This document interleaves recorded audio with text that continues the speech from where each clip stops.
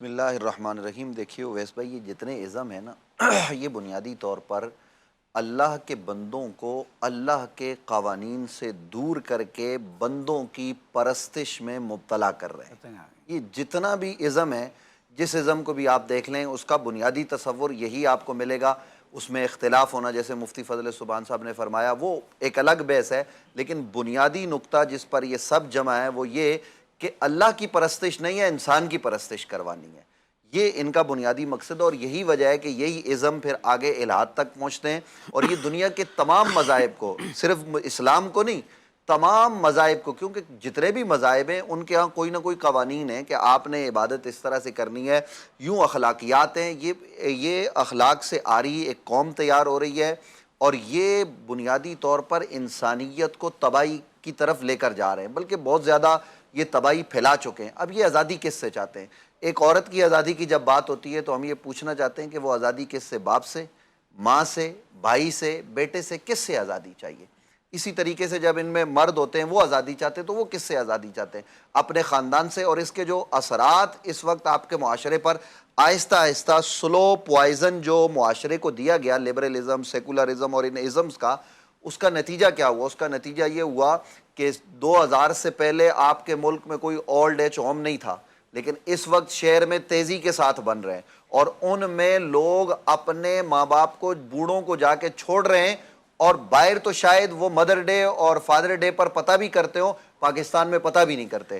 پہلی دفعہ کوئی فنڈ دے دیتے ہیں، اور بعد میں یہ جو آزاد لبرل خیال طبقہ ہے یہ کہتے ہیں بھائی ان کو زکوٰۃ صدقات آتے ہیں، لہٰذا ہمیں ان کو پیسہ دینے کی ضرورت ہی نہیں ہے۔ یہ بھی محل نظر ہے کہ ایسا اولڈ ایج ہوم کہ جس میں ایک امیر بیٹے کا باپ رہ رہا ہے، وہاں زکوٰۃ کا پیسہ لگتا بھی ہے یا نہیں، یہ محل نظر ہے۔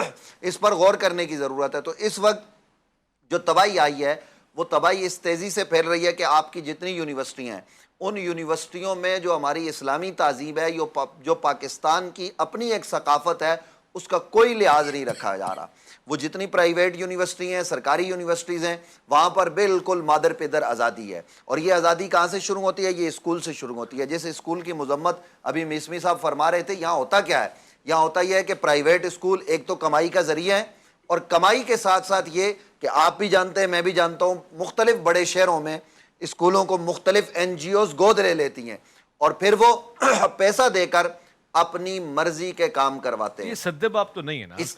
اب عرض کر رہا ہوں، ہم سب اسکولوں سے پڑھے ہوئے ہیں۔ میں عرض کر رہا ہوں نا کہ ہم سب اسکولوں سے پڑھے ہوئے، تو ماں باپ نے بھی تو کہیں کردار ادا کیا نا، ماں باپ نے بھی تو ہماری تربیت کی ہے، معاشرے نے کردار ادا کیا ہے۔ اور پھر جو بتایا گیا کہ جن مدارس کو یہ دقیانوس کہتے ہیں، جن مدارس کے خلاف یہ مہم چلاتے ہیں کہ جناب یہاں پر کوئی نظام نہیں ہے، ان مدارس کا جو نظام ہے وہاں بچہ جاتا ہے ایک کالج یونیورسٹی میں جانے والا۔ اور یہ سچی بات ہے، 2 بھائی ایسے ہیں جن کو میں جانتا ہوں، ایک وہ ہے جو یونیورسٹی سے پڑھ کے آیا اور باہر بھی پڑھتا رہا ہے، پیسے بھی زیادہ کماتا ہے، وہ ماں باپ سے اکڑ کے بات کرتا ہے۔ اور ایک بچہ وہ جس نے مدرسے میں صرف 15 سپارے قرآن حفظ کیے، وہ ہوٹل پر کام کرتا ہے لیکن آ کے ماں باپ کے ہاتھ چوم کے ملتا ہے، اور ماں باپ اس کے ساتھ رہنا پسند کرتے ہیں بمناسبت اس کے کہ جو اس وقت آزاد خیال ہے، جس کے پاس سب کچھ ہے، کیونکہ ماں باپ کو پیسہ نہیں چاہیے، ان کو عزت اور احترام کی 2 روٹیاں چاہیے ہوتی ہیں وقت پر۔